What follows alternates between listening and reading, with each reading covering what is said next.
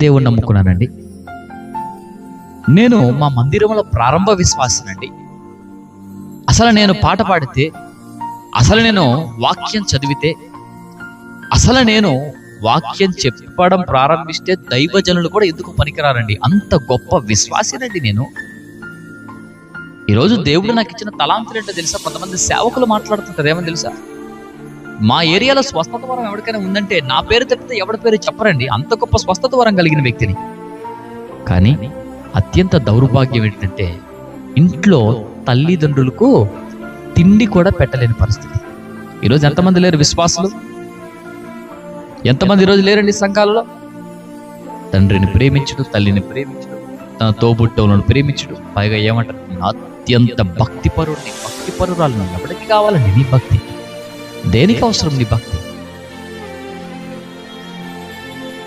దేవుని ప్రేమిస్తున్నా అంటున్నావు, నీ కన్నవారిని విడిచిపెడుతున్నావు, నీ తోబుట్టువులను విడిచిపెడుతున్నావు, నీ అత్తమామలను విడిచిపెడుతున్నావు. ఇదేనా దేవుడిని నుంచి ఆశిస్తున్నది? తన తల్లినైనను తండ్రినైనను దూషించు వాని యొక్క దీపము కారు చీకట్లోనే ఆగిపోతుంది. దేవుడు మనకిచ్చిన ఆజ్ఞల్లో ఏంటి తెలుసా? ప్రధానమైనది, నీవు భూమి మీద దీర్ఘాయుష్మంతుడు వగినట్లు నీ తల్లిని తండ్రిని సన్మానించు. అప్పుడు ప్రభు నిన్ను హెచ్చిస్తాడు, అప్పుడు ప్రభు నిన్ను ఆశీర్వదిస్తాడు. ఇది కదా దేవుడు నీ నుంచి నా నుంచి ఆశించేది. ఇది కదా దేవుడు మన నుంచి ఆశిస్తున్న ఫలము. మనుషుల్ని, నీ తల్లిదండ్రుల్ని, నీ తోబుట్టువులను ఎప్పుడు కూడా నిర్లక్ష్యం చేయకు. ఒకవేళ వారిని నిర్లక్ష్యం చేసి వారికి తిండి పెట్టకుండా, వారి బాగోగులు చూడకుండా, ప్రభువా నీ కొరకు నేను ప్రాణం ఇచ్చేస్తానయ్యా, నేను నీ కొరకు మరణించేంత గొప్ప భక్తి నాకుంది, గొప్ప ధైర్యం నాకుంది అన్న ఆ దేవుడు అంటాడు, మొహము మీద ఉమ్మి వేయడం తప్పితే దేవుడు ఏమీ చేయడం. అది దేవుడు ఆశించడు. మరి ముఖ్యంగా చెప్తున్నాను, అన్యుల గురించి కాదు నేను మాట్లాడుతుంది, క్రైస్తవుల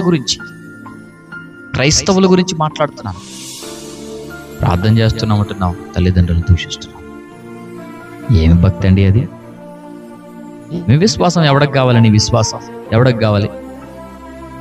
దేవుడు యేసుప్రభు అంటాడు, మిమ్మల్ని బట్టే కదా నా నామం దూషించబడుతుంది. మిమ్మల్ని బట్టి కదా నా నామం దూషించబడుతుంది. చాలా జాగ్రత్త. నీ తల్లిదండ్రులు ప్రేమించు, నీ తోబుట్టువులను ప్రేమించు. నీ ప్రేమను బట్టి అంట వారు దేవునిలోనికి రాగలగాలి. వారు యేసు ప్రభును రక్షకునిగా అంగీకరించాలి. నీ ప్రేమను బట్టి ఈ భక్తి జీవితాన్ని, ఈ ప్రేమను కొనసాగించు. నీ మందిర ఎక్స్పీరియన్స్ దేవుడికి అవసరం లేదు.